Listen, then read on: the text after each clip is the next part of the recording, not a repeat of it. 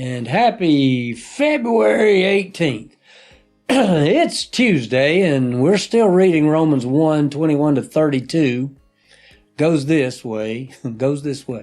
For even though they knew God, they did not honor him as God or give thanks, but they became futile in their speculations, and their foolish heart was darkened.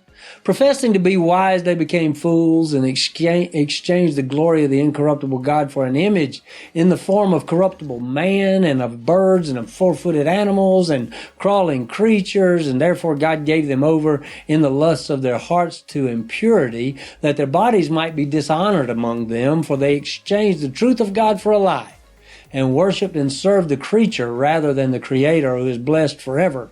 Amen.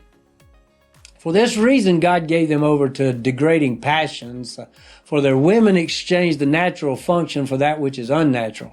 And in the same way also, the men abandoned the natural function of the women and burned in their desire toward one another, men with men committing indecent acts and receiving in their own persons the due penalty of their error.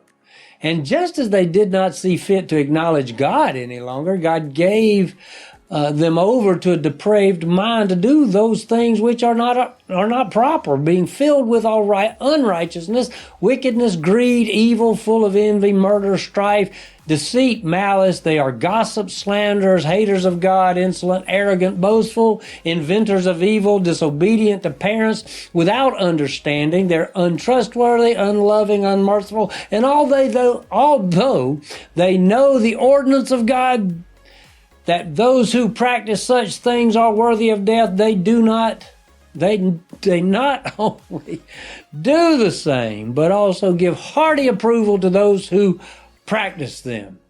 That's a tough passage to read. So today we're going to talk about self-centered man. One of my favorite descriptors of mankind's behavior is, I want what I want when I want it. You see, we are selfish. We are self-centered. We are self-worshipers. As the passage says, we pursue our futility and venture into the darkness of foolishness. And by elevating our self-wisdom, we make ourselves fools. We worship the created things rather than the Creator. See, a slow reading of the passage above reveals much of the dilemma of our society and culture. We have rejected God only to worship ourselves and our desires. And I don't have to go into the details. We only have to watch the news to see it plainly. So I would venture to read the passage, cross-reference with the news. That'll give definition. Woo! See you tomorrow.